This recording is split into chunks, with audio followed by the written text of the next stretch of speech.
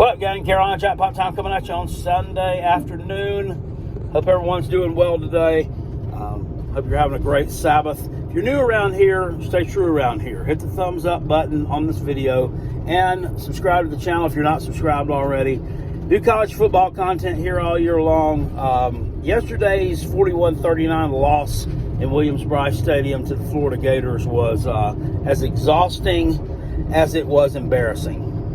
I will say this: if you are, just a regular football fan, or maybe you're a fan of another team, not vested in this game, like if you're a West Virginia football fan, for instance, sitting there watching that game yesterday, you saw a pretty entertaining contest, a pretty hard-fought contest, and a contest that could have went either way. So for the casual viewer, it looked great. To Gamecock fans, very disappointing performance. And, to that point, to the Florida fans, I don't think they can be exactly thrilled with their performance either, especially on the defensive side of the football. Florida's defense, to be fair, is every bit as taffy and soft as South Carolina's damn defense is. It was just a little bit less taffy and soft, I guess, at the times. It needed to be a little less taffy and soft yesterday. Offensively, I think South Carolina played great. I think Spencer Rattler had another hell of a game. This guy's, chances at any kind of postseason awards and accolades are really, really, really going to be hampered by the piss-poor product that's on the field around him. And that's sad because this guy, he could have went to the NFL draft last year. He would have been drafted pretty low. So I think he's done nothing. I think he's raised his draft stock this year. I've had a couple of people say some things like, Spencer Rattler should just sit out the rest of the year. He should just kind of, give it up and pack it in and get ready for the draft. He's not going to do that. If South Carolina had been good enough to make it to a bowl, which we're not, and we're not going to, we're sitting here at 2-4, and I'll talk more about the schedule here in a minute. He can't do that. NFL scouts look at that kind of stuff, and you're not going to be looked on in a very favorable light if you decide to go sit down the rest of the season. I never heard of doing such a thing. He had us in position to win the game. He had us in position to, when it was 37-27, South Carolina could have scored again. The thing would have been over with. They wouldn't have been able to come back. But he didn't, and, throws an interception at kind of an inopportune time. But, I can't hate on the guy. What did he throw yesterday? What was it, 4 touchdown passes? It's either 3 or 4 touchdown passes. 3 touchdown passes. And then that one bad interception, But, we never should have been in that position anyway. Normally when you have a play like that swings the game one way or the other late in the game, and people are like, it hadn't been for that damn interception he threw, we might have had a chance. Or, just like last week in the Miami game. God dang it, if we just took a damn knee. Well, here's the thing. You never should have been in that position anyway. You were at home. You were off of a bye week. You had 2 weeks to prepare. You were playing an average-ass offense. Couldn't move the ball all damn year. Couldn't move the damn ball. An average-ass quarterback. And, yes, he's got some good stats. And to his credit, Graham Mertz has been better than what I thought he would be. A lot of us have said that. He's been better than a lot of us thought that he would be. But it's an average-ass team. I don't know. The only thing they've done all year long is beat Tennessee. That's the feather in their cap so far this year is beat Tennessee. Now they beat you. I don't know if you have actually, call that a feather in your cap or not. I think that's pretty commonplace for people to beat up on South Carolina. You won a road game, though. They'd had a lot of trouble winning road games. Nonetheless, South Carolina's had awful issues on the road as well. Forget about that little Clemson thing last year. That wasn't a problem. But largely have had issues winning on the road. Defensively, I can't talk a lot about that performance. You heard, if you watched the live stream yesterday, you saw my live reaction to that performance. It's horrible. First of all, First off, I knew in my preseason prediction. If you watch my preseason prediction video, I said it, and I also said it at various other times throughout the summer. I knew that secondary was going to take a step back this year. I thought they would take a step back early. Maybe give up a lot of yards to a Drake May. Maybe give up a lot of yards to a Will Rogers, but then maybe kind of right the ship a little bit going forward after that. I didn't think that we would be going down the same old path 6-7 games into the season. I just didn't think that we would be still be this piss poor. They've gotten worse instead of getting better. Nick Emenwari, number 21, I love the guy. Hell of a football player. Was the best player on the team defensively last year, and probably would be again this year had he not gotten injured in that North Carolina game. He sat out several games, and he's just recently come back. I don't understand why he's covering Florida's wide receiver 1, Pearsall, the guy that I was calling John Cena yesterday. It makes no sense. I mean, do you not have any corners that are any more capable than that? Apparently you don't, because Marcellus Dial, this young man from Woodruff, South Carolina, not that far from here, I thought he was it. I thought he was the dude. I'm like, you intercepted the pass last year against Clemson. You've done some good things for us. He had a couple of really just terrible pass interference calls that, quite frankly, someone who's been in that position for a year and a half or so now should not be.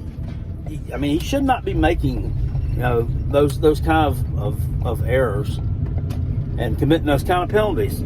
I mean, the whole day yesterday, defense jumping off sides, false starts, same old shit.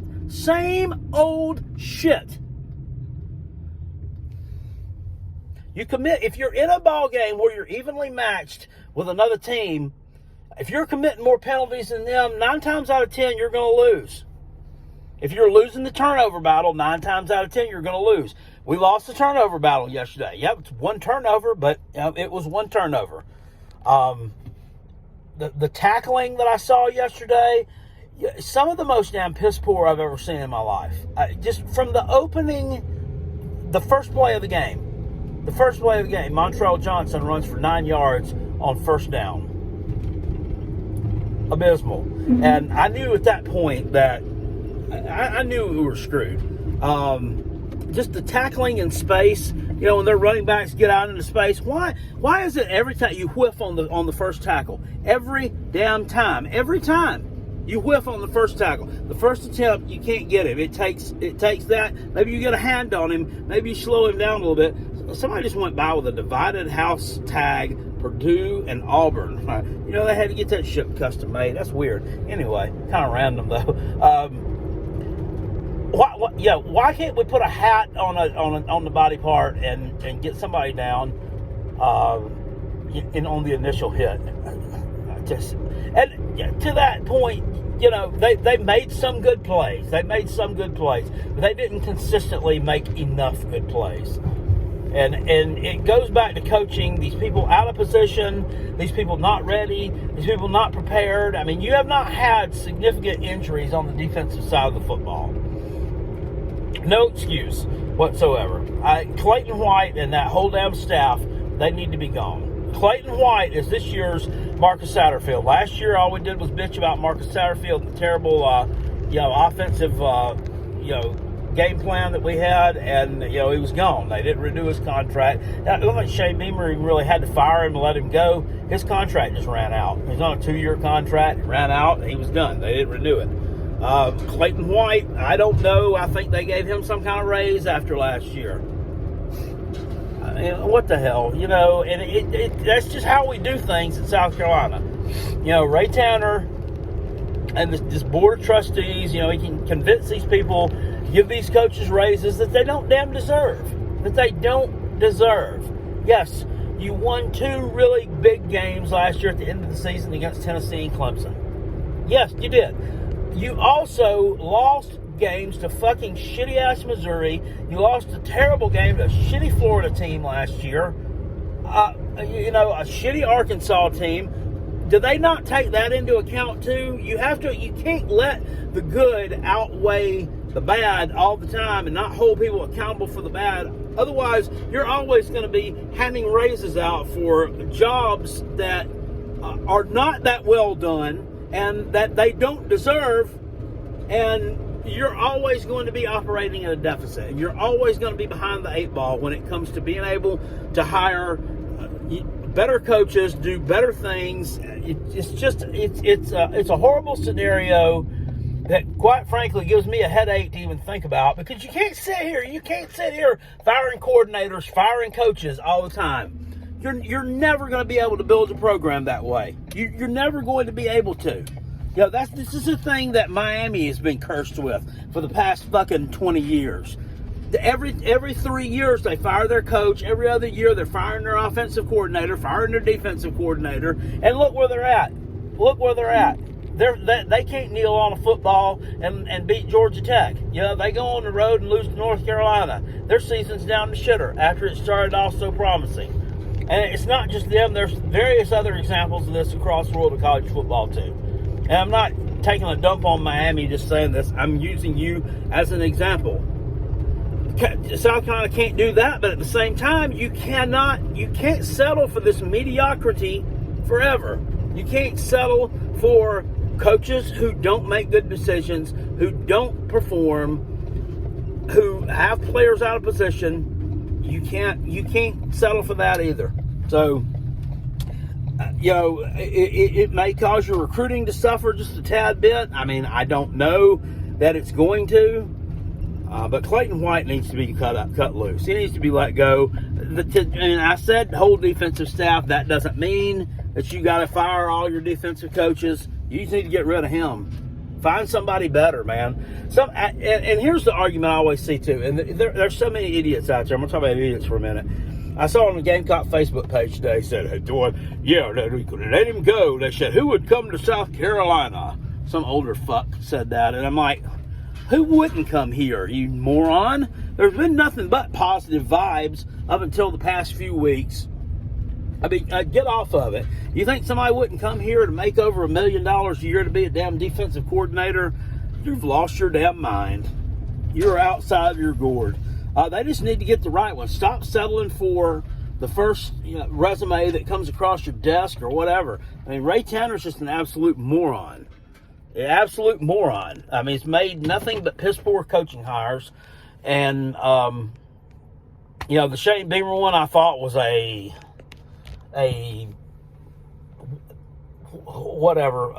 silver lining around a dark cloud.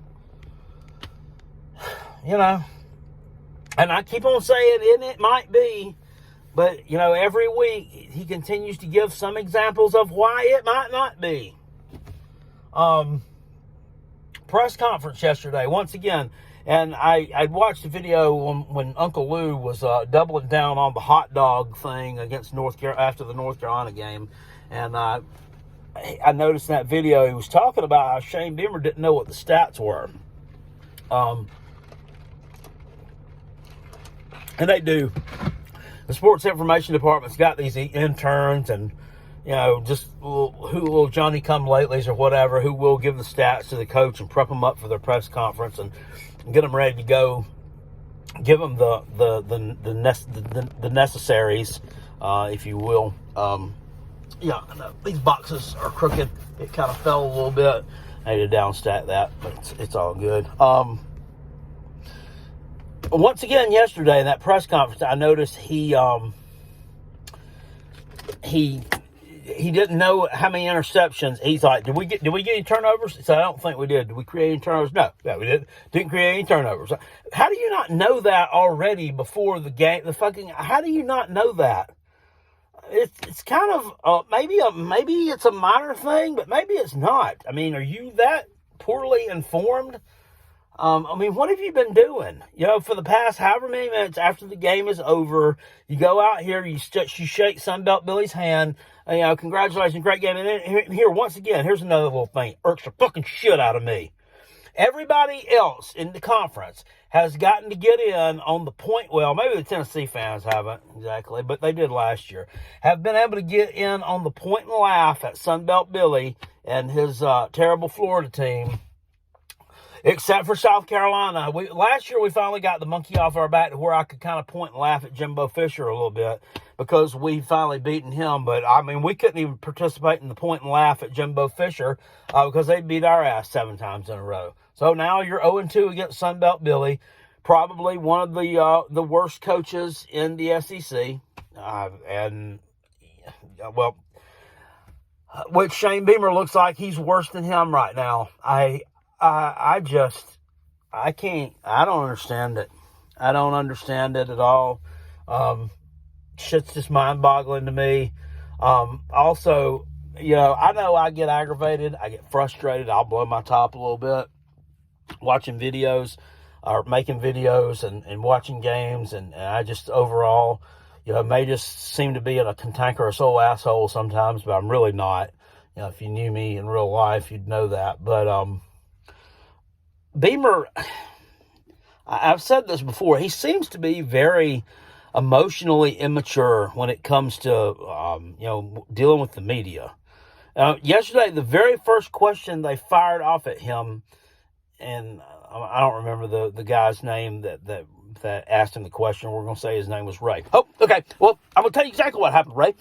We couldn't get off the field, and blah, blah, blah. And I'm like, damn, calm down. I mean, I think he's going to flip out on one of these people one of these days. And it's not a good look. I mean, you got your ass beat, and so you're going to face some tough questions after you got your ass beat. You have to be able to handle yourself and answer the tough questions after you got your ass beat with the same even keel that you handled yourself with after you won, which I know that feeling's kind of foreign to us right now. But I don't like that. And, Will Muschamp was kind of, he was kind of guilty of it too, but I think he was a little bit better at it too. And, so getting off that, let's try to do better there too, sir. And, because it's not a good look. And also, a lot of the people think it's funny, and they're like, oh yeah, he gave his ass what for? But really, there's an underlying issue there. Also, we got a radio host up in the upstate of South Carolina. It's not the guy Walt from the Clemson station I talk about a lot. I haven't talked about Clemson a whole lot this year. Been kind of irrelevant. This guy, Mark Ryan, he's on some, I don't even know. It's an FM station, 104.9 here in Greenville, and he hosts a show. And, he was putting up pictures last week, and he claims he's a Florida alum. So he claims to be a Florida guy, so he claims to be neutral. But he seems to be always, kind of throwing digs at South Carolina. But he says he's neutral between the Clemson and South Carolina fan base. But last week he went to the Clemson Wake Forest game with his wife. And they had fucking seats up in the nosebleed section. And he was taking pictures up there of how beautiful it was. And all the, beautiful surroundings in Clemson. What a great experience we had here. And I think that he did that solely not to share with the Clemson fans what a great experience he had at the Clemson game. He did it to dig at the Gamecock fans. And I felt this way about this clown for a while, but he's the one that keeps comparing Shane Beamer to Will Muschamp. Well, Shane Beamer's record after 33 games here, it's oh boy, it's 17 and 16. I mean, Will Muschamp had a 19 and 15 record after. I'm like, shut up. There is no comparison between these two. I mean, Shane Beamer's got much more passion. He cares more. He's just all around better than what Will Muschamp was. Will Muschamp came in the year after Steve Spurrier. There was still those Spurrier-esque vibes there. A lot of the Spurrier recruiting was still there. He came into a much better situation than what Shane Beamer came into. Shane Beamer had to come in, first of all, and clean up the damn mess that you left. You left him with the fucking 81st recruiting class, okay?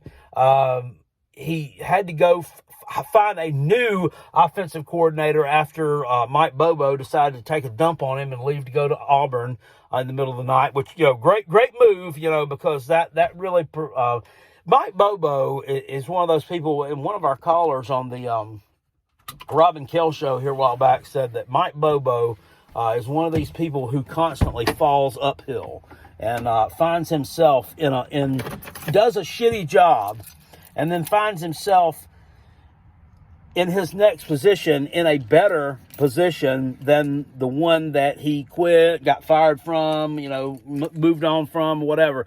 It's just uncanny. And there are people like that, that come out smelling like a rose all the time.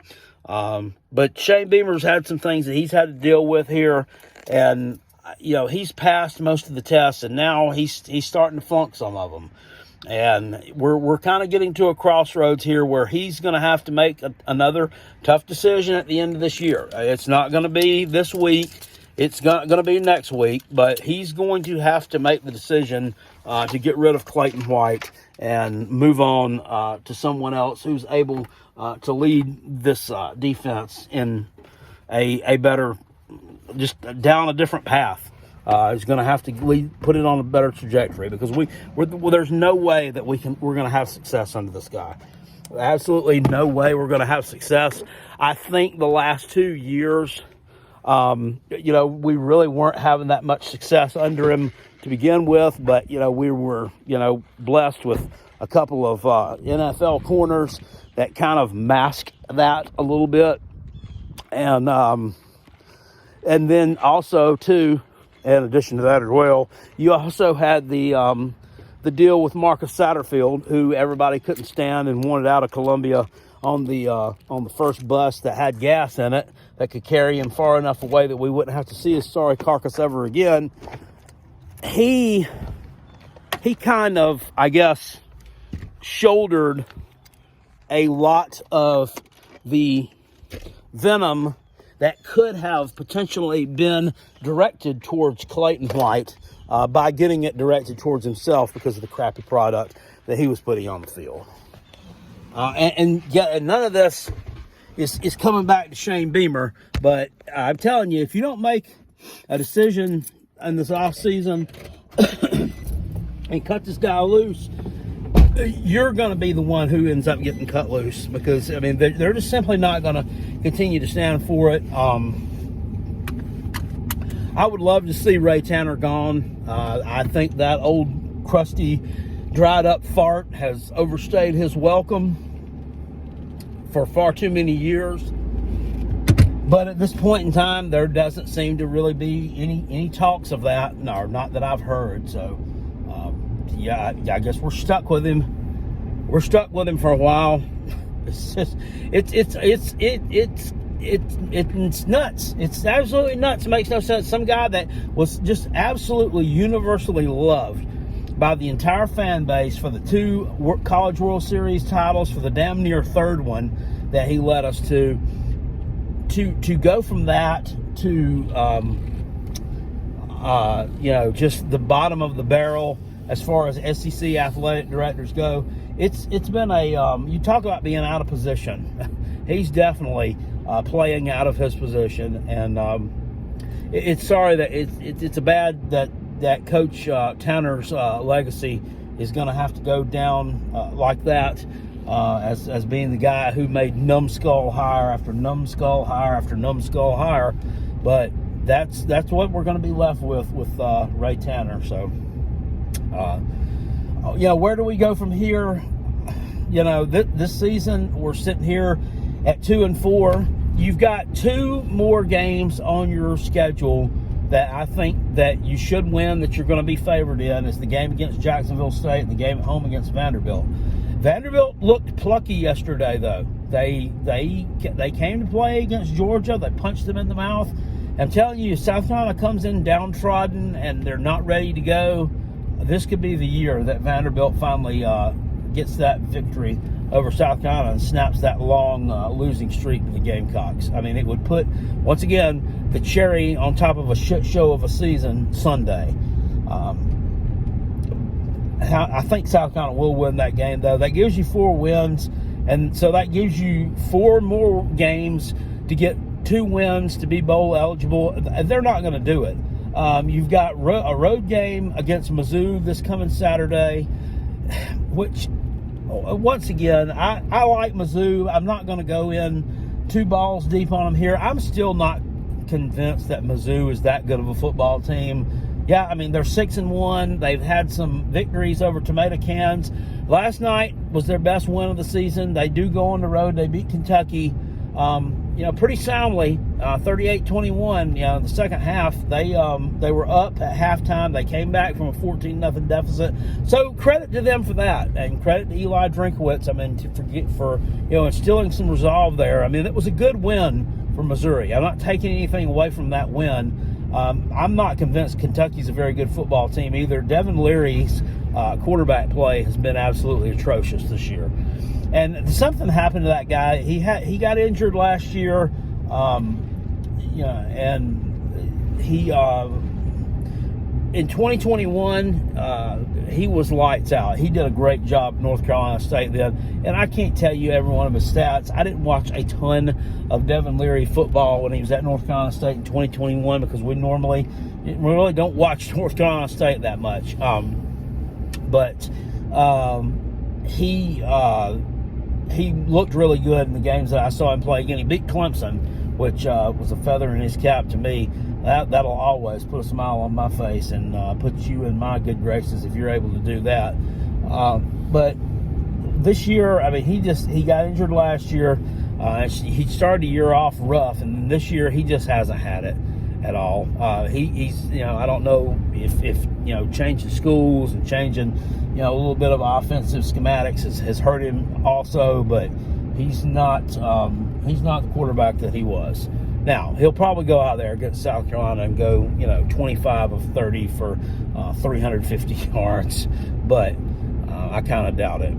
So, Missouri game, it's a road game. It's not winnable. Let's just get to it. Offensively, Mizzou's going to stretch the field.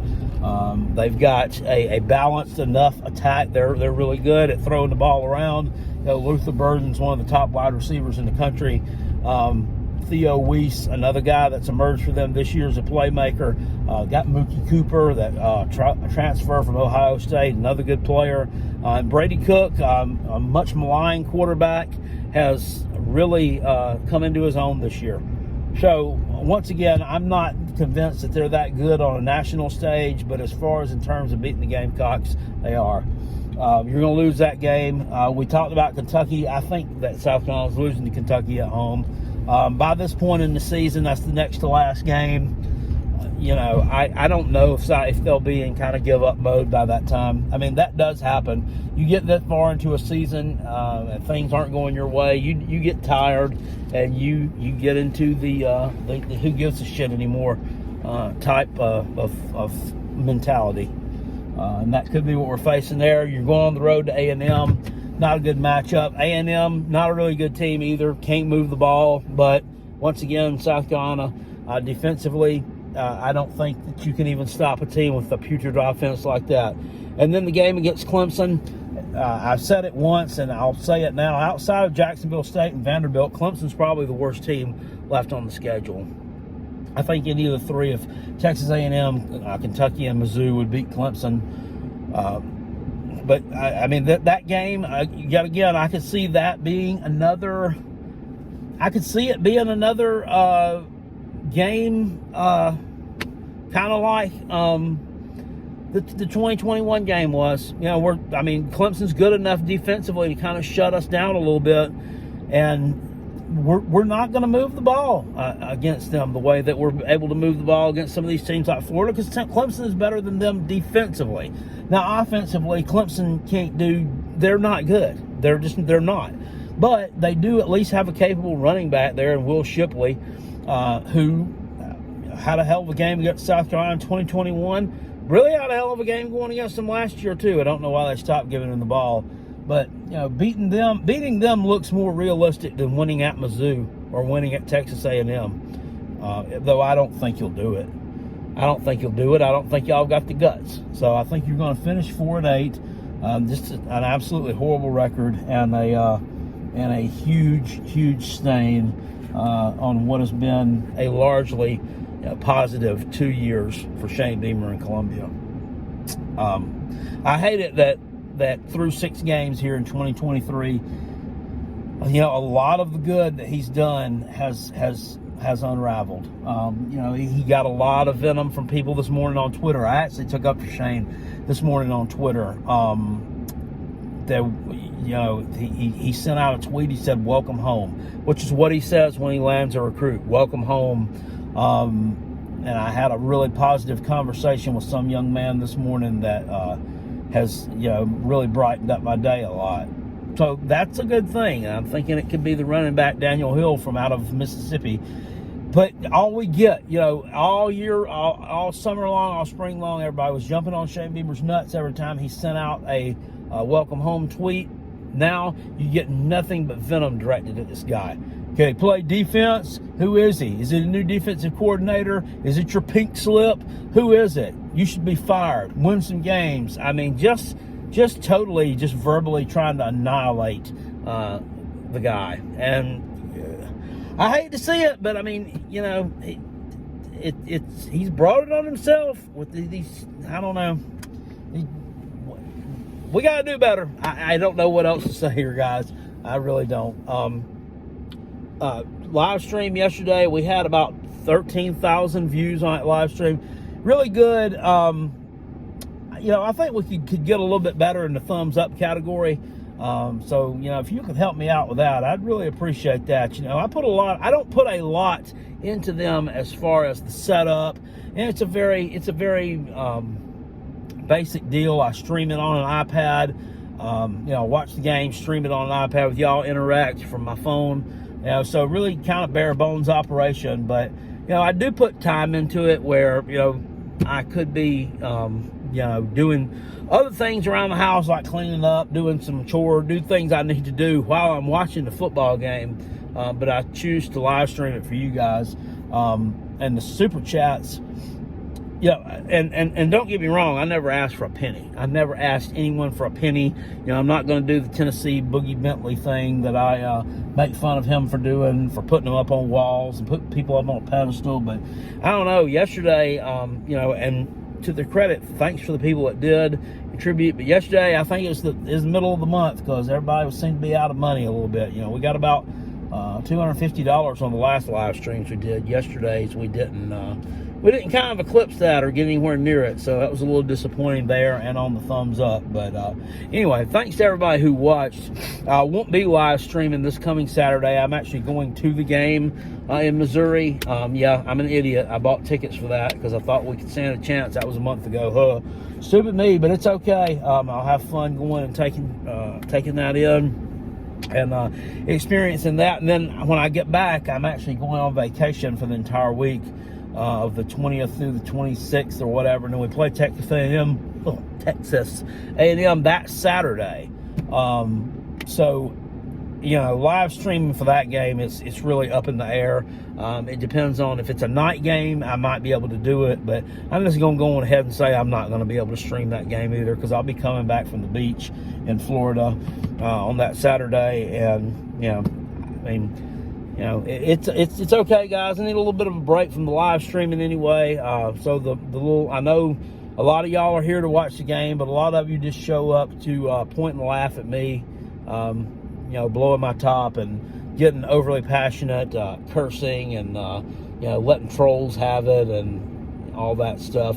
I watch how the numbers spike up when I'm doing those things, when we're losing or about to do something stupid versus when we're winning. So, don't think that doesn't go unnoticed. But, won't be a point and laugh at Carolina Jackpot session for the next couple of weeks. Just so you'll know, there will be a live show tonight, the Rob and Kell Show. Make sure you drop by there. It's at 9 p.m. live show. Two, also, real quick before I go, I had an idiot named Jason, who was a Tennessee fan, kind of verbally assaulting me, and then we kind of got into it a little bit in the comment section on one of those videos today. Anybody who doesn't agree with me or doesn't like what I have to say, and I've even gotten into it with Gamecock fans too. If you don't like what I got to say, if you think that you can do better than me, if you have an opinion that's better than mine and make me see things a different way, please feel free. We do this live show every Sunday night and Wednesday night at 9 p.m. We normally do predict some games and talk over stuff and handle some loose ends, some business. We open the thing up for calls. You click the StreamYard link and you can get in. If you want to do verbal sparring back and forth with me about something that you think I'm dumb at, feel free to go on ahead and jump in, click the link, and let's get in here and hash it out. I'm all about debating something with somebody. I'm all about showing you why my point of view is wrong or is right, and yours is wrong, and you can show me why your point of view is right and mine is wrong. It's all fun. We enjoy the back and forth banter as well as anybody, and I certainly appreciate all of the subscribers, the Carolina Jackpot fans, and the people who make this channel fun, because football team damn sure don't. But anyway, I'll see you guys later on. I appreciate you. Live show tonight, 9 p.m. Peace, and I'm out of here. Go Gamecocks still, and go Coach Beamer. Go Coach Beamer. Woo! I said woo!